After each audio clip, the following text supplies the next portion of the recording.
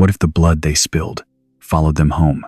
There are shadows written in scripture that most will never see, ancient truths buried beneath centuries of silence, waiting for those with eyes to perceive what was hidden in plain sight. Tonight, we pull back the veil on one of history's most chilling accounts of divine justice, a story so profound, so terrifying, that even the early church fathers struggled to capture its full weight. Can you hear it? The echo of hammers against wood, the weight of a decision that would haunt two men until their final, horrifying breath. Caiaphas and Annas, their names still whisper through the corridors of eternity, high priests of the Most High, wielders of sacred authority, men who held the power of life and death in their trembling hands. But on one fateful night, in the shadows of Jerusalem's stone walls, they made a choice that would seal their eternal fate. They looked into the eyes of the Creator and chose darkness. But here's what they never saw coming. The moment Jesus breathed his last on that Roman cross, something else died with him, something ancient, something protective. And in that sacred silence between his death and resurrection, divine justice began to move slowly, deliberately, inevitably toward two men who believed themselves untouchable. What happened next defies human comprehension. The temple veil didn't just tear, it screamed. The earth didn't just shake, it wept. And death itself began to hunt. Ancient accounts speak of horrors that modern minds can barely fathom.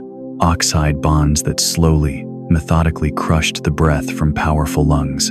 Guilt so crushing that it drove men to the very edge of sanity. Death so fitting, so precise in their divine irony, that early Christians whispered them as warnings for generations. But this isn't just about two men who died 2,000 years ago. This is about a principle that still governs the universe tonight.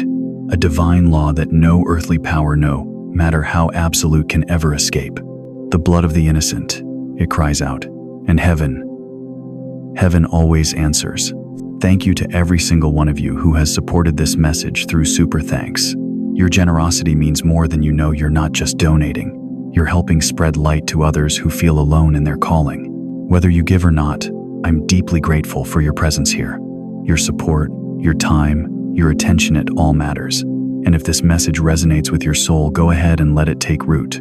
Because what you're about to witness isn't just history, it's prophecy.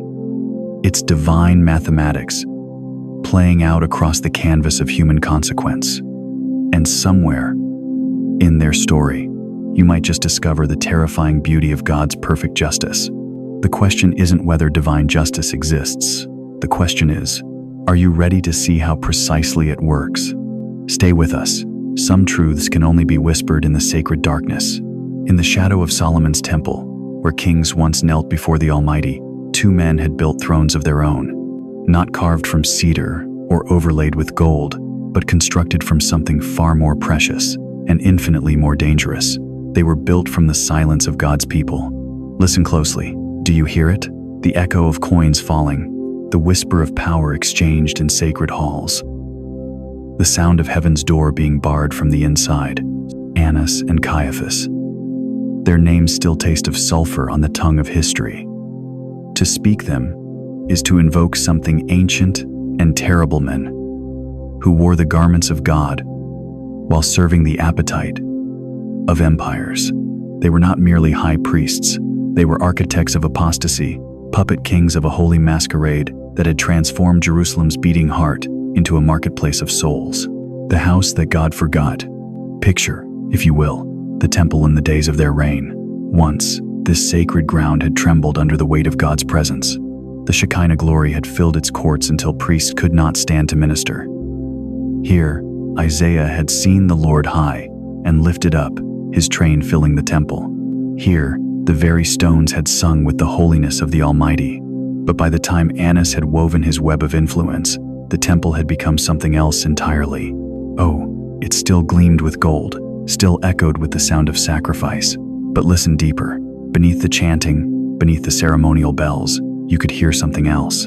The clink of Roman coins, the murmur of political conspiracy, the hiss of serpents who had made their nest in the Holy of Holies. This was no longer God's house. This was a palace built on the bones of righteousness. Annas understood power in ways that would make Machiavelli weep with envy. When Rome stripped him of his official title as high priest, he simply smiled and retreated into the shadows. Official titles are for small men with smaller vision. True power operates from the darkness, pulling strings that lesser mortals cannot even see. One by one, his sons took the high priesthood, then his son-in-law, Caiaphas, a man malleable enough to wear the crown while Annas wore the shadow. For 18 years, Caiaphas would hold the official position, the longest reign of any high priest in that era. But every decree, every decision, every drop of blood spilled in the name of religious order, it all flowed back to one source. Annas had not lost power, he had perfected it. The serpent's economy. The temple courts had become a theater of holy robbery. Every pilgrim who entered seeking God found themselves trapped in a maze of mandatory transactions. Roman coins were unclean, they were told. Only temple currency would suffice for offerings. And who controlled the exchange rates? Who decided that a dove worth 2 denarii in the market would cost 10 within these sacred walls? The sons of Annas had transformed worship into extortion, prayer into profit. They sat like spiders in the center of an elaborate web, growing fat on the offerings meant for the Almighty. Every lamb sacrificed, every coin exchanged, every desperate prayer whispered by broken hearts, it all fed the machine that kept them in power.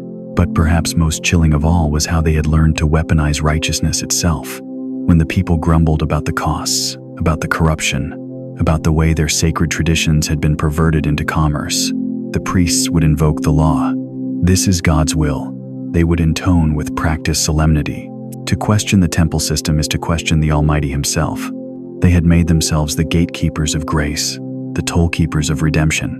When heaven knocked, and then he came, a carpenter from Galilee, whose hands bore the calluses of honest work, a man whose eyes held depths that made learned Pharisees feel like children stumbling in the dark. When Jesus entered their temple, something shifted in the spiritual atmosphere.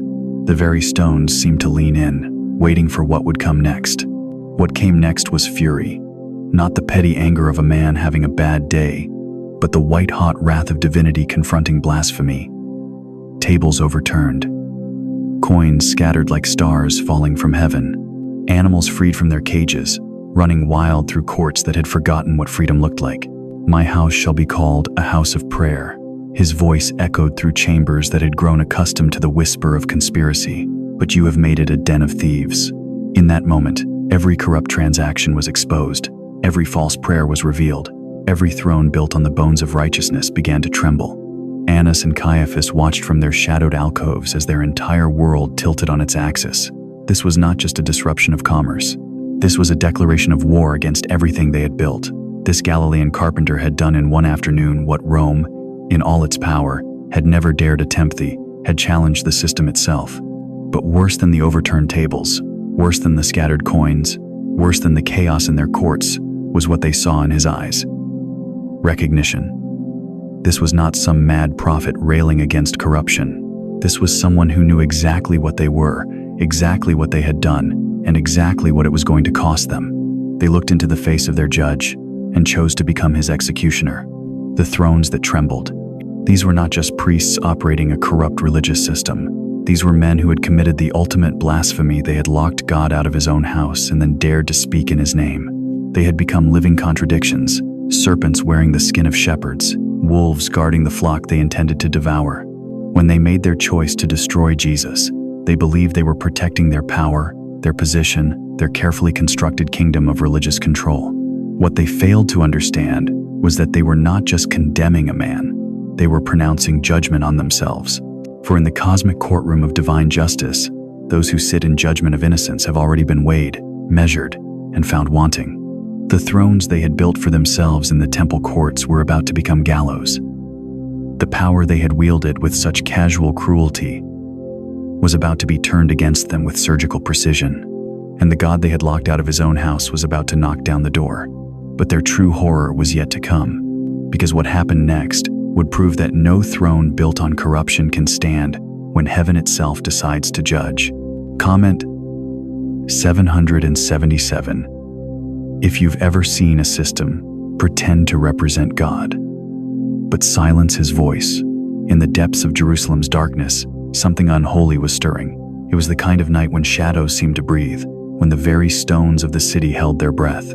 For in the flickering lamplight of Caiaphas's chamber, the impossible was about to unfold. The creator of the universe was about to be placed on trial by his own creation. Picture this scene. Jesus, hands bound with rough rope, is dragged through the cobblestone streets of the sleeping city. His sandaled feet stumble across stones that he himself had spoken into existence. The guards' torches cast dancing shadows against ancient walls, but the deepest darkness wasn't in the alleyways. It was in the hearts of the men who waited in that unholy courtroom. This was no ordinary trial. This was a violation of every sacred law that God had given to Moses on Mount Sinai. Jewish law was crystal clear. Trials could only be conducted during daylight hours, never under cover of darkness. Capital cases required a full day between the verdict and the execution. Witnesses had to agree perfectly in their testimony. The accused had the right to a defense. But Caiaphas and Annas weren't interested in justice. They were interested in results. As Jesus entered that lamplit chamber, something cosmic shifted. The Creator stood before his creatures not in the majesty of Sinai's thunder, not in the glory of the burning bush, but as a bound prisoner, silent as a lamb led to slaughter. Isaiah had written it 7 centuries before. He was oppressed and afflicted, yet he did not open his mouth. But here's what will shake you to your core. The very silence that his accusers mistook for weakness was actually the sound of heaven holding its breath. Every moment Jesus remained quiet. Every false accusation he refused to answer. Every lie he allowed to stand, unchallenged, it wasn't defeat. It was restraint.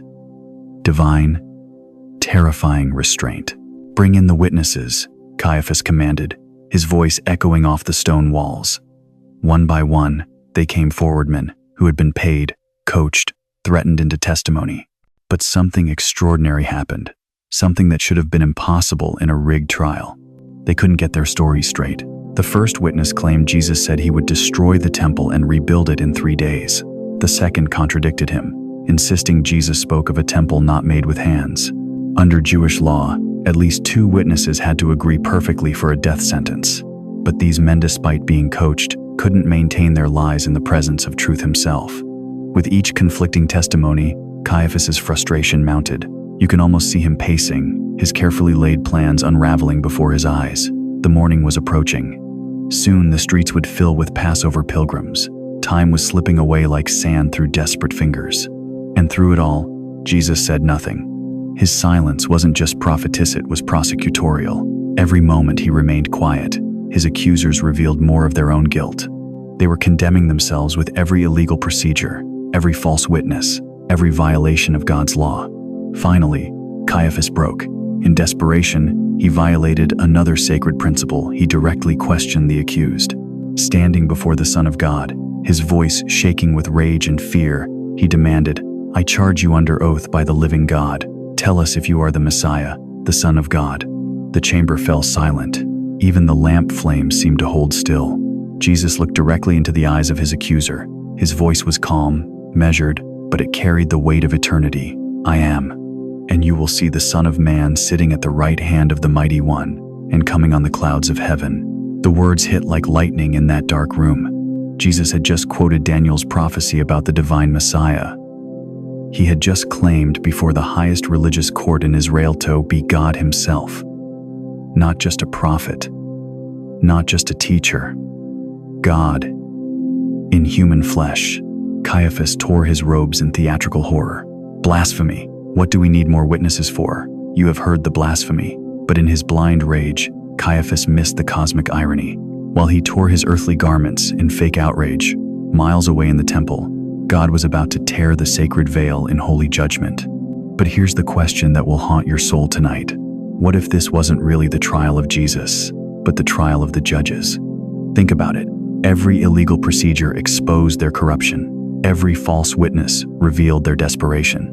Every moment of Jesus' silence allowed them to condemn themselves. While they thought they were judging him, heaven was actually judging them. The high priest who should have recognized his Messiah instead rejected him. The court that should have upheld justice instead perverted it. The men who claimed to serve God instead served their own power and greed. And in that moment of cosmic rebellion, something ancient and protective was withdrawn from Jerusalem. When the rooster crowed that morning, it wasn't just announcing the dawn. It was tolling a funeral bell for the old covenant, for the temple system, for the dynasty that had controlled God's people for too long. Divine protection was lifting. Divine judgment was descending.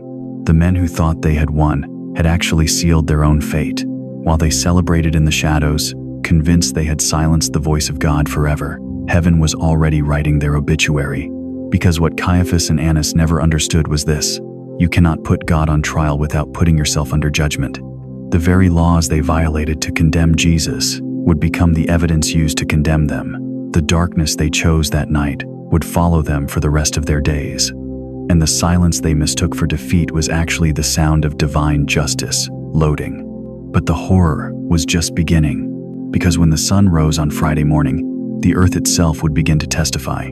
There are moments in history when heaven and earth collide with such force that the very fabric of creation trembles. Moments when the invisible realm crashes into our world with such devastating clarity that even stones cry out in witness. What happened at 3 o'clock on that Friday afternoon wasn't just the death of a man, it was the universe itself bearing testimony to an injustice so profound that creation could no longer remain silent. Picture this: Caiaphas and Annas, standing at a safe distance from Golgotha, watching their carefully orchestrated plan unfold. The troublesome Galilean was finally silenced. The threat to their empire was bleeding out on Roman wood. Victory was within their grasp. But then, the world began to scream. When creation groaned as its creator was pierced. At the 6th hour noon, when the sun should have blazed at its zenith, darkness fell across the land like a funeral shroud. This wasn't the gentle dimming of an eclipse or the passing shadow of storm clouds. This was something else entirely. Something that defied every natural law, every astronomical calculation, every rational explanation the priests could muster. Matthew's gospel captures it with haunting simplicity. From noon until 3 in the afternoon, darkness came over all the land. But those 6 simple words contain a mystery that has echoed through 20 centuries. The Greek word used, hariskotostos, doesn't just mean the absence of light. It carries the weight of judgment, the presence of divine wrath, the very darkness that covered Egypt when Pharaoh refused to let God's people go. Can you imagine what those 3 hours felt like? In the streets of Jerusalem, pilgrims who had come to celebrate Passover suddenly found themselves stumbling through supernatural twilight. Merchants abandoned their stalls. Children clung to their mothers' robes. Even the Roman soldiers, men trained for battle, shifted nervously as an otherworldly silence settled over the hill of the skull. But in the temple courts, where Caiaphas had returned to oversee the Passover preparations, something far more sinister was stirring. The high priest tried to maintain his composure, barking orders to nervous servants, ensuring the sacrificial rituals continued despite the unnatural darkness. "It's just weather," he might have muttered to his anxious colleagues. "A strange storm, nothing more." But even as the words left his lips, his hands trembled. Deep in his spirit, in that place where truth cannot be silenced, he knew this was no mere meteorological phenomenon. This was heaven itself bearing witness. Ancient rabbinical writings speak of darkness as God's garment of judgment. When the Almighty prepares to act in righteousness, they taught, He wraps Himself in shadows that blind the eyes of the wicked while revealing truth to those who seek Him. For 3 hours, as the Son of God hung between heaven and earth, creation groaned under the weight of what was transpiring. The moment heaven tore its clothes. But the darkness was only the beginning. At the moment Jesus breathed His last, when that final cry of, "It is finished," echoed across the hills of Judea, earth itself began to convulse. The earthquake that followed wasn't the gradual shifting of tectonic plates or the rumbling of underground pressure seeking release. This was creation in agony, the physical realm responding to the spiritual cataclysm that had just occurred. The ground beneath Jerusalem heaved and buckled, buildings swayed, people fled into the streets, their Passover celebrations forgotten in the face of supernatural terror. But it was inside the temple that the most shocking revelation occurred. There, in the Holy of Holies, where only the high priest could enter once a year with fear and trembling, something unprecedented happened. The massive veil that separated the sacred space from the common area, curtains 60 feet tall and thick, as a man's hand suddenly tore from top to bottom. Not from bottom to top, as human hands might rend it. From top to bottom, as if invisible divine fingers had seized the fabric and ripped it in two. Picture the scene: temple workers rushing to Caiaphas with the news, their faces pale with terror. "My Lord," they stammer, "the veil, it has torn itself apart." The very symbol of separation between God and man, the physical barrier that made their priestly mediation necessary, lay in ruins. In that moment, Caiaphas's world began to crumble. For 18 years, He had served as high priest, growing wealthy from the temple taxes, the money-changing schemes, the inflated prices for sacrificial animals. His authority rested on one fundamental principle: the people needed him to approach God. Without the priestly system, without the careful rituals and elaborate ceremonies, common folk could never hope to enter the divine presence. But now the veil was torn, the barrier was gone, and heaven was declaring that the old order had died with the Galilean. Early Christian tradition tells us that Caiaphas himself was in the temple when the veil tore. Some accounts suggest he was actually performing his priestly duties, offering incense in the holy place, when the earthquake struck.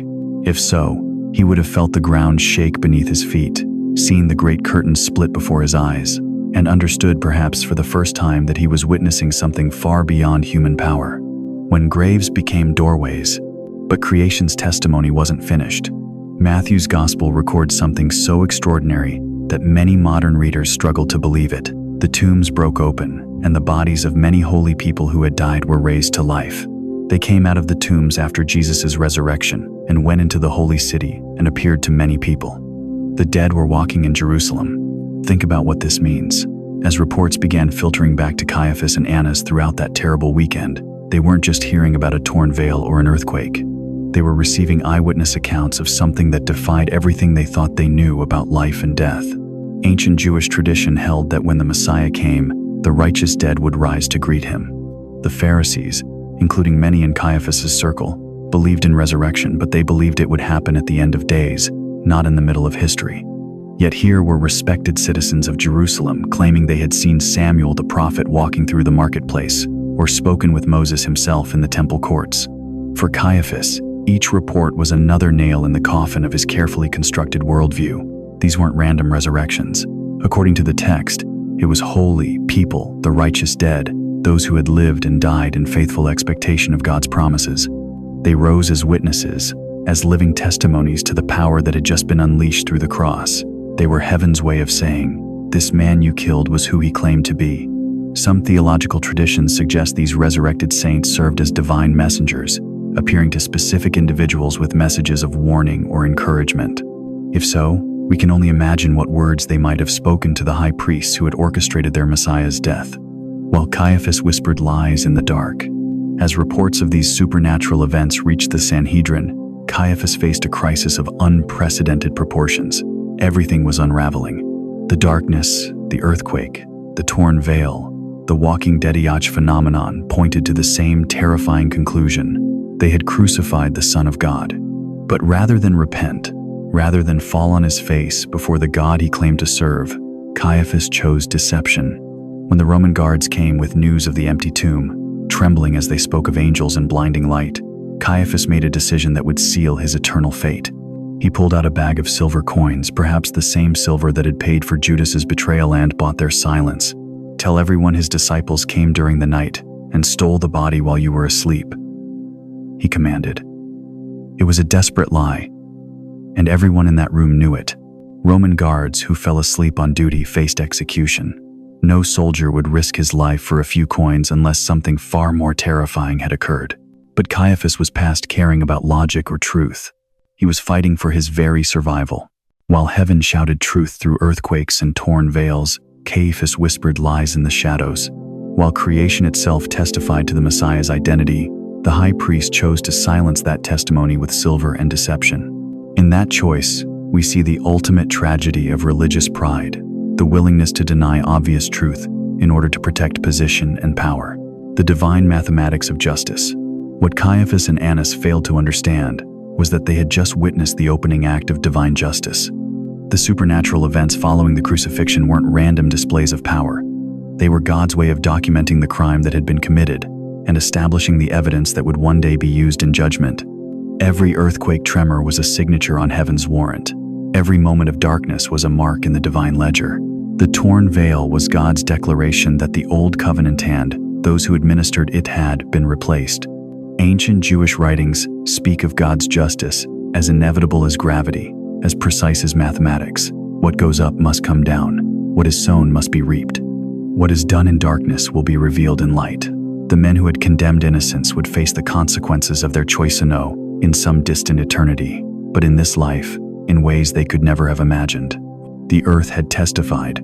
Heaven had spoken. Creation itself had borne witness. Now it was time for justice to come calling. The supernatural events at Golgotha serve as an eternal reminder that no human authority, no matter how entrenched, no matter how seemingly unshakable, can stand against the purposes of God. Caiaphas and Annas thought they were in control, thought they could manipulate divine truth to serve their earthly ends. But they had forgotten who they were dealing with. Type "God defends the innocent" in the comments if you believe heaven still fights for the innocent.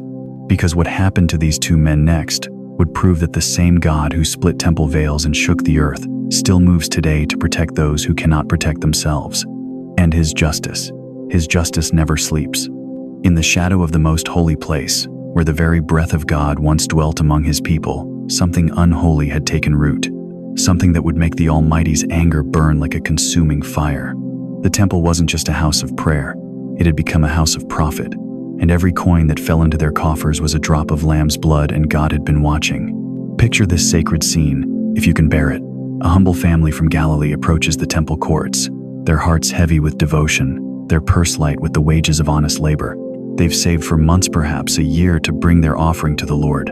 In their weathered hands, they carry a few denarii, earned through sweat and sacrifice, hoping to purchase a dove for their purification, a lamb for their thanksgiving. But the moment they cross into Annas's domain, they enter a web so expertly woven that escape becomes impossible. Your Roman coins are unclean, the money changers declare with practiced disdain. Only temple shekels can purchase what is holy. The exchange rate, set by Annas himself. For every denarius they surrender, they receive back a fraction in temple currency. The first theft, committed in God's name, blessed by religious authority, sanctified by tradition. But the bleeding has only begun. Can you imagine the lamb they've come to offer? A perfect male, without spot or blemish, as the law demands. In the marketplace outside Jerusalem's walls, such a lamb might cost a single denarius. But here, in the shadow of Solomon's portico, under the watchful eyes of Annas's inspectors, that same lamb bears a price tag that would make a Roman tax collector blush. 5 denarii, 10, sometimes more. This lamb has a defect, the temple inspector announces, running his fingers over an animal that moments before was perfect in every way. See this slight discoloration? This barely perceptible flaw? The Most High cannot accept such an offering. The family's heart sinks. They've traveled so far, saved so long. Must they return home empty-handed, their sacrifice rejected? But wait. The inspector continues, his voice dripping with false compassion. We have temple-approved animals, certified perfect, blessed by the high priest himself. For you, good people, a special price only, 15 denarii. 15 denarii, a month's wages for a working man, the price of redemption, set not by God, but by greed wearing sacred robes. Every transaction was a masterpiece of manipulation. Every exchange was orchestrated to funnel maximum profit into the coffers of Annas and his family. They had turned the house of God into a marketplace where the poor were plundered and the desperate were devoured. And through it all, Annas watched from his elevated perch, counting coins while his people counted their losses. But there was something else flowing through those temple courts. Something Annas couldn't see, couldn't count, couldn't control. The tears of widows who gave their last mite, only to have it judged insufficient. The blood of countless animals, slaughtered not for atonement but for profit. The prayers of the faithful, rising like incense to a God who was growing increasingly angry at what his house had become. The prophet Malachi had seen this day coming. Centuries before Annas was born, the word of the Lord had thundered through the ages. Will a man rob God? Yet you rob me in tithes and offerings. You are under a curse, your whole nation, because you are robbing me. But Annas had refined the art of robbery to a science. He had discovered how to steal from God while appearing to serve him, how to plunder the poor while claiming to represent the divine. The sacrificial system, ordained by God as a pathway to forgiveness and fellowship, had been perverted into a machine of exploitation. Every dove, every lamb, every bull that died on those blood-stained altars represented not just atonement for sin, but profit for Annas's empire. And the books? Oh, the books they kept were meticulous. Records of every transaction, every exchange, every inflated price. Somewhere in the depths of the temple complex, scribes worked by lamplight, documenting the flow of silver that poured like a river into the house of Annas. Conservative estimates suggest that during the feast days Passover, Pentecost, tabernacle ends of thousands of denarii changed hands daily. But here's what haunts the silence of Scripture. Where did all that money go? Not to the widows, not to the orphans, not to the poor whom God had commanded them to protect. No, it flowed into private coffers, into family estates, into the hands of men who had forgotten that every coin they touched belonged first to the God they claimed to serve. Josephus, the Jewish historian, gives us a glimpse into their wealth. The high priestly families lived in mansions that rivaled Roman palaces. They dressed in silk and purple while the common people wore rough-spun wool. They dined on delicacies imported from across the empire, while families in the lower cities struggled to afford bread. But perhaps the most chilling detail of all is this: they slept peacefully. Night after night, as the poor huddled in cold corners and the oppressed cried out to heaven, Annas and his family rested in comfort, their consciences apparently undisturbed by the suffering their greed had created. But God was keeping his own books. Every tear shed in his temple courts was recorded. Every prayer uttered by a broken heart was preserved. Every act of exploitation committed in his name was written in eternal ink, awaiting the day of reckoning that would surely come. And when that day arrived, when the carpenter from Nazareth strode into their domain with fire in his eyes and righteousness in his hands, their empire of blood money would finally meet its match. The tables were about to turn, literally. If you've ever seen greed hide behind a holy robe, if you've ever watched the powerful prey upon the powerless in God's name, then stay with me. Because what happened next in that temple would echo through eternity, and the judgment that followed would be swift, terrible, and absolutely perfect in its divine precision. Some coins, once earned in blood, can never be washed clean. And some men, no matter how high their position, cannot escape the eyes of the God they've chosen to rob. The empire was crumbling, the reckoning was coming, and two men who thought themselves untouchable were about to discover that the judge of all the earth always does what is right. The blood was crying out, heaven was listening, and judgment was walking toward the temple courts, in the form of a carpenter's son. Picture this moment.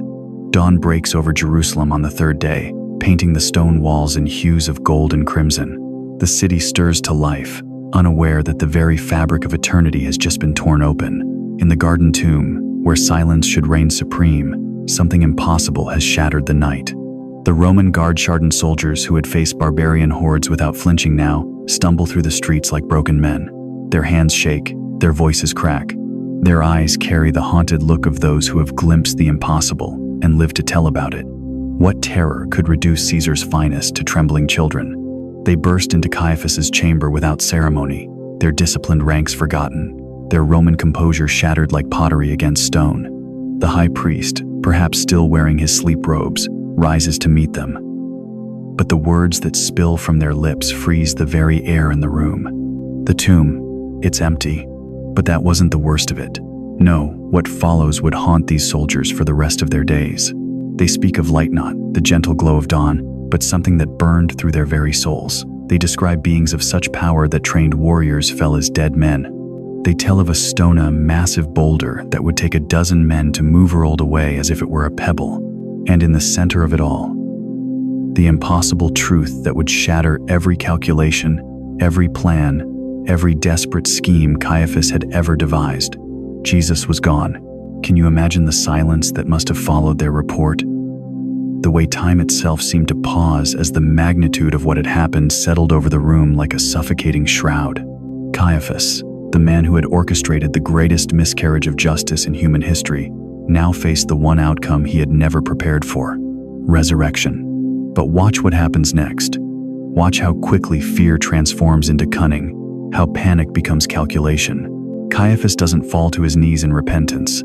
He doesn't tear his robes in recognition of the divine truth standing before him.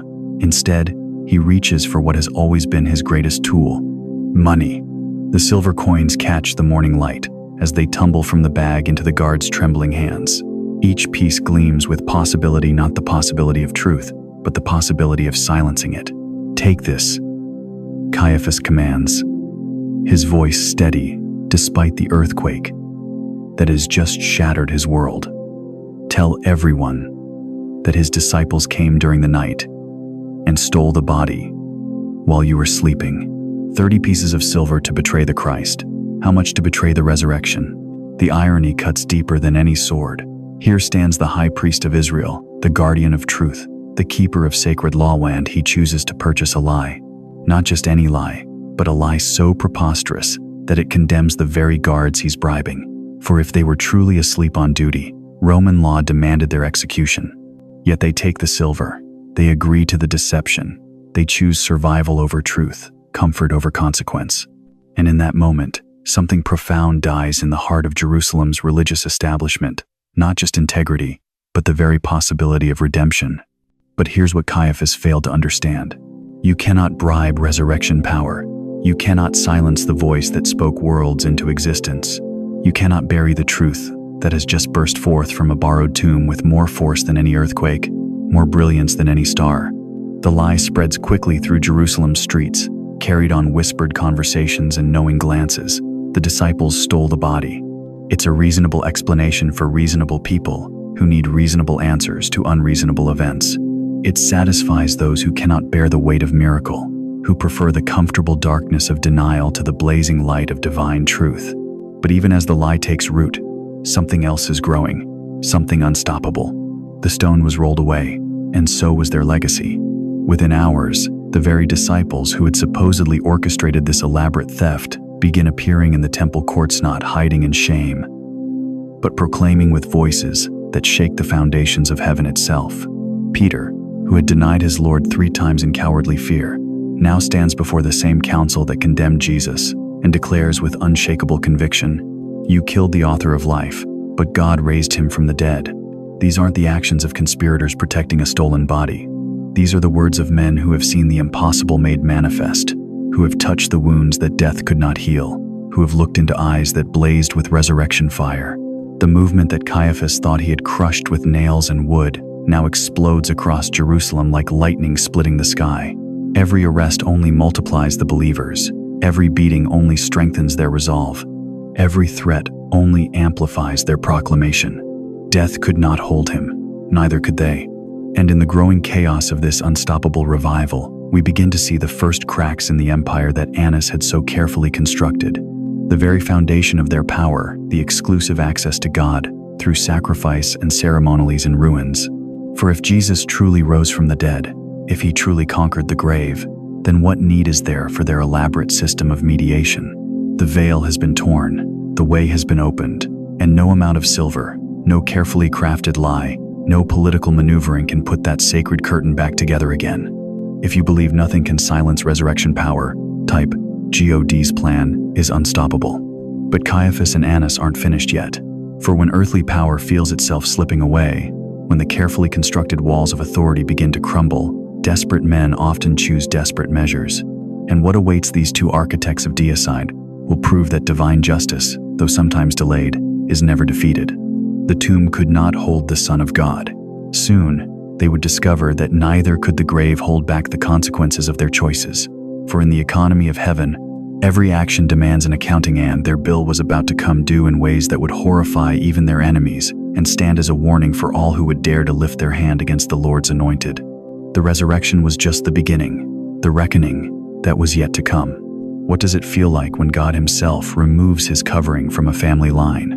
The ancient Hebrew prophets spoke of a moment when divine favor would lift like morning mist, leaving only the cold reality of human ambition exposed beneath heaven's unforgiving light.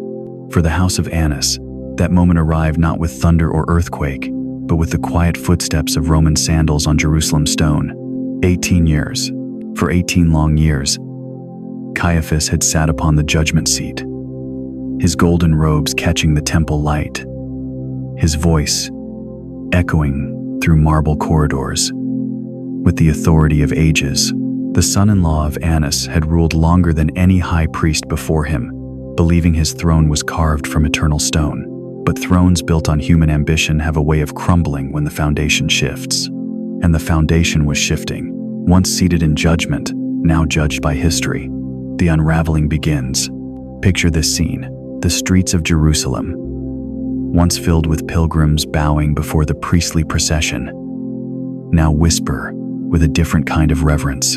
In the temple courts where Caiaphas once commanded absolute silence, A new sound rises the voices of ordinary fishermen, speaking with supernatural boldness about a carpenter who conquered death.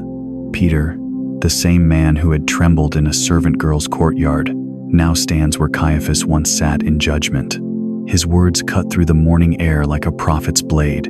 Let it be known to all of you and to all the people of Israel that by the name of Jesus Christ of Nazareth, whom you crucified, but whom God raised from the dead by, his name this man stands before you healed. Can you imagine the ice that must have formed in Caiaphas's chest as those words reached his ears? The carpenter's name, the name he thought he had buried beneath Roman wood and nails, was now being proclaimed in his own temple, with a power that made the very stones seem to tremble. But the real earthquake was yet to come. The hand of Rome. In 36 AD, 18 years after that dark night when they dragged Jesus through Jerusalem's narrow streets, the footsteps came. Lucius Vitellius, governor of Syria, arrived in Jerusalem carrying sealed orders that would shatter a dynasty in a single afternoon. The meeting was brief, clinical, devastating. Joseph Caiaphas, the Roman's voice carried no emotion, only the cold efficiency of imperial justice. By order of Caesar, you are hereby stripped of the office of high priest. Your services are no longer required. The man who had torn his robes in righteous fury over Jesus' claims now watched as his sacred vestments were literally torn from his body. The golden breastplate, the ephod embroidered with divine names, the turban that had crowned him as mediator between heaven and earth, all of it removed, folded, and handed to another. What does it feel like to have God's anointing lifted in front of watching eyes? The silence of power. But perhaps the most devastating moment came not in the public disgrace, but in the sacred silence that followed. For when Caiaphas opened his mouth to protest, to demand explanation, to invoke the ancient privileges of his office, no words came. The same voice that had condemned the Son of God with such certainty now found itself mute before the very powers he had served. The Talmud records a haunting detail from this period. 40 years before the destruction of the temple, the lot for Yom Kippur ceased to come up in the right hand. The crimson thread ceased to turn white. The westernmost light went out, and the doors of the temple opened by themselves. 40 years before 70 AD takes us to 30 AD, the year of crucifixion, the year when heaven itself began to withdraw its presence from the very institution that had rejected its Messiah. The golden doors that once opened at Caiaphas's command now swung open on their own, as if the temple itself could no longer bear the weight of what had been done within its walls. The dynasty crumbles. With Caiaphas's fall, the house of Annas began to collapse like a building whose cornerstone had been removed. One by one, the sons and relatives who had held positions of power found themselves stripped of influence. The networks of wealth built on temple commerce, the money changers Jesus had driven out with such fury, began to wither as Rome tightened its control over Jerusalem's religious affairs. Annas himself, the gray eminence who had pulled strings from shadows for 3 decades, watched his life's work crumble. The man who had never officially lost power now saw it drain away like water through broken cisterns. His sons, once assured of their place in the priestly succession, found themselves replaced by Rome's chosen candidates. Their names, once feared, became footnotes of failure. Ancient Christian writings from this period speak of something even more chilling than political disgratia, spiritual darkness that seemed to follow the family.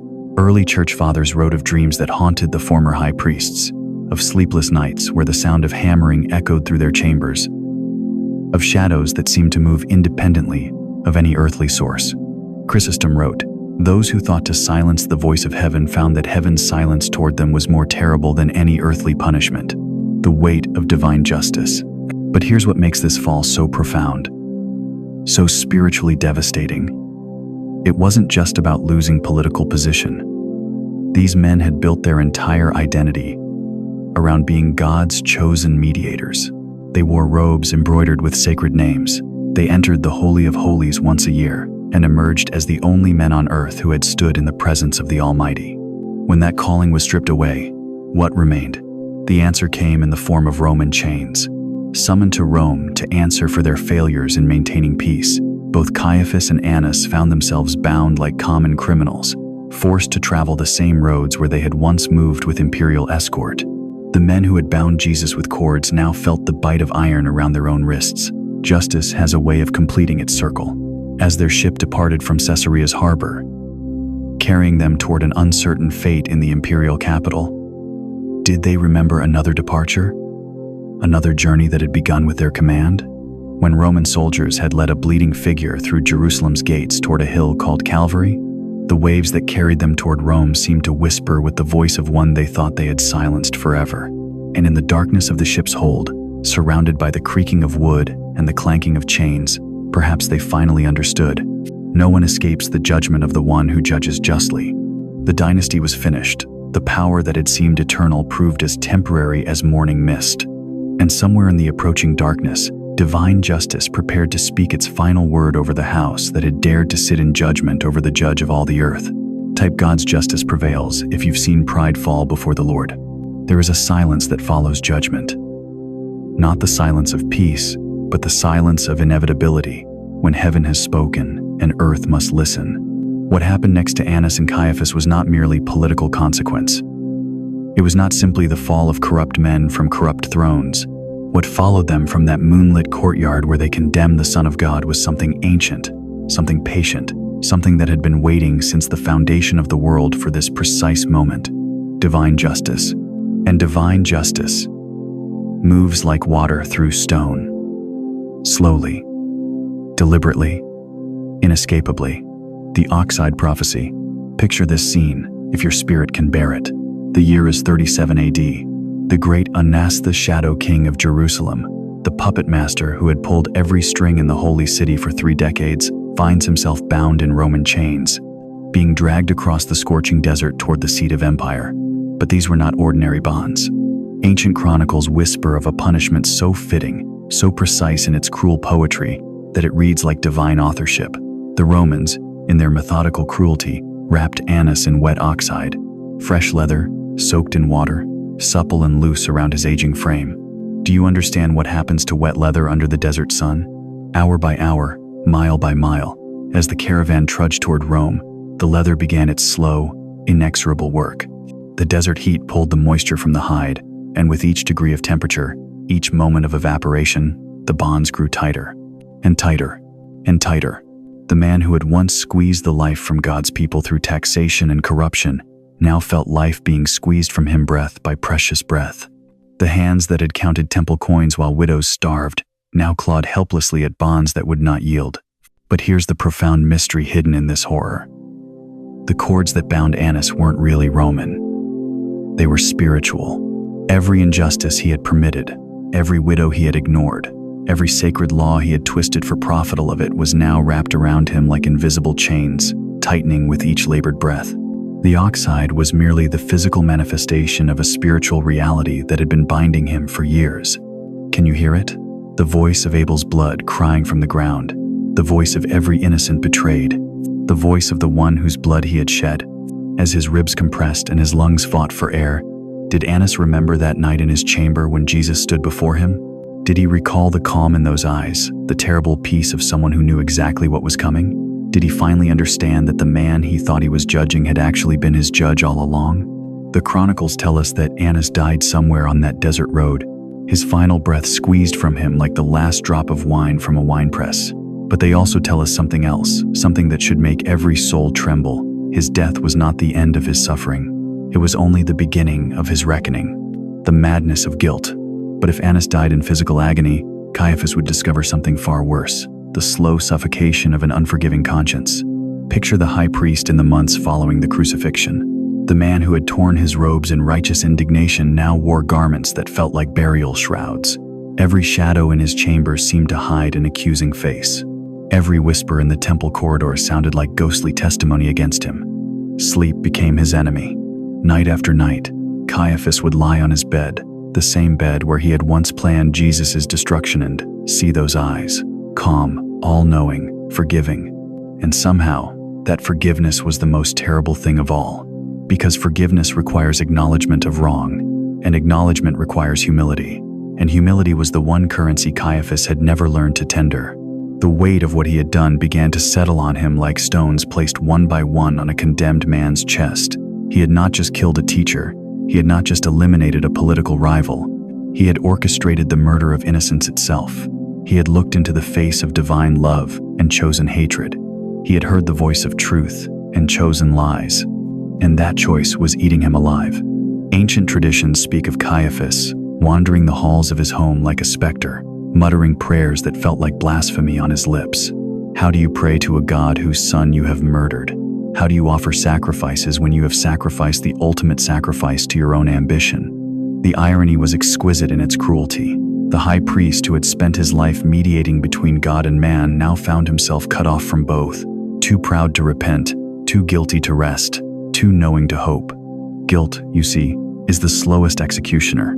It doesn't kill with a sword, it kills with memory. It doesn't destroy with fire, it destroys with reflection. And so, according to the whispered accounts that passed through early Christian communities like sacred warnings, Caiaphas took the only escape he could envision. Unable to live with what he had done, unable to die to what he had been, he chose the third option. He chose to end it.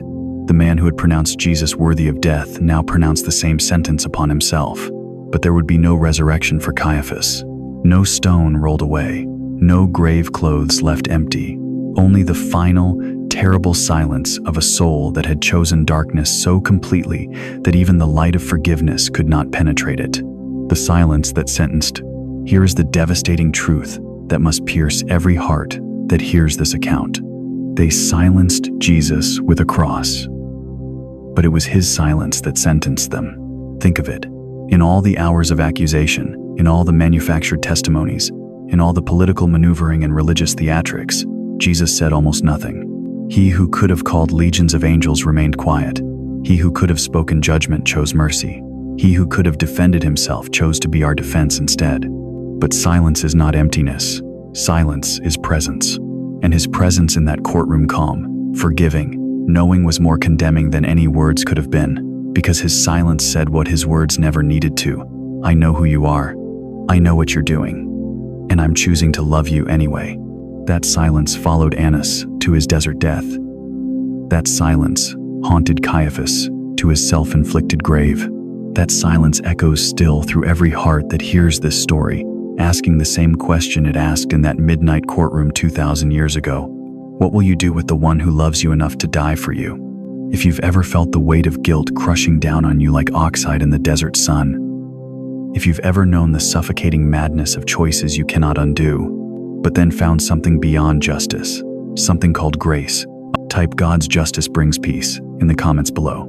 Because the same silence that sentenced them is the same silence that saves us. Conclusion. And so the curtain fell. But not on the story. Only on that chapter. We have walked together through the shadows of Jerusalem's stone corridors. We have witnessed the rise of earthly thrones and their inevitable collapse. We have seen how two men drunk on power, blinded by pride, deafened by the sound of their own authority, chose to silence the voice that spoke worlds into existence. But here is the mystery that should make every soul tremble with awe. Their story was never really about them.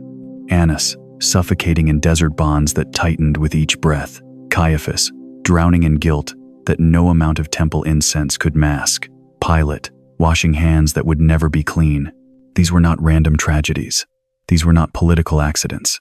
These were the precise movements of divine justice, a justice so perfect, so mathematically beautiful, that it reads like poetry written by the finger of God. Do you see it now? The tapestry that was being woven while they thought they were pulling the strings? Every thread of their rebellion became part of the very salvation they tried to prevent. Every nail they drove into Roman wood became a step in humanity's stairway back to Eden. Every stone they rolled in front of the tomb became a cornerstone in the foundation of eternal hope. They thought they were writing the ending, but they were only turning the page. But perhaps the most haunting truth of all is this: their story is not finished, because the same spirit that moved through Annas still whispers through corridors of power today. The same pride that destroyed Caiaphas still builds altars to self in the hearts of men. The same fear that paralyzed Pilate still washes its hands in the face of truth. Can you feel it? The ancient tension still pulling at the fabric of our time? We are not merely students of history, watching from a safe distance. We are participants in prophecy, living witnesses to the continuation of a story that began in a garden and will end at a throne. The same choices that faced those men in that midnight courtroom face us in this midnight hour of human history. Will we recognize the voice when it speaks? Will we bow when heaven calls? Or will we, like them, choose the temporary comfort of our own kingdoms over the eternal weight of His? Listen carefully to the silence around you right now. In that silence, empires are rising and falling. In that silence, prophecies are breathing themselves into reality. In that silence, the same Jesus who stood before Annas and Caiaphas is standing before a world that still struggles to decide what to do with the one who loves us enough to die for us. The priests of Jerusalem thought they could bury truth in a borrowed tomb, but truth has a way of rolling stones aside. They thought they could silence the word with wood and nails. But the word became flesh, precisely so that flesh could become eternal. And here we stand, 2,000 years later, still hearing echoes of that voice in every sunrise, every act of mercy, every moment when love conquers fear. So what will you do with this story that you have heard? Will you let it settle into the comfortable distance of ancient history, or will you allow it to disturb the comfortable distance between your heart and the throne of grace? Because somewhere in the intersection of their failure and his triumph, between their rebellion and his redemption, between their ending and his beginning, there is a space carved out precisely for you. A space where justice and mercy kiss, where judgment and grace embrace, where the silence of God becomes the song of salvation. The blood they spilled still speaks. The stones they rolled still echo. The prophecy they fulfilled still unfolds. And you are living in the pages they could never burn. For in the hands of God, even ashes become altars. Even graves become gardens. Even endings become beginnings. The scroll is still open. The story is still being written. And the author is still speaking. Listen. In the sacred silence that follows, may you hear not the end of the story, but the sound of the next chapter beginning. The prophecy breathes on, and so must we.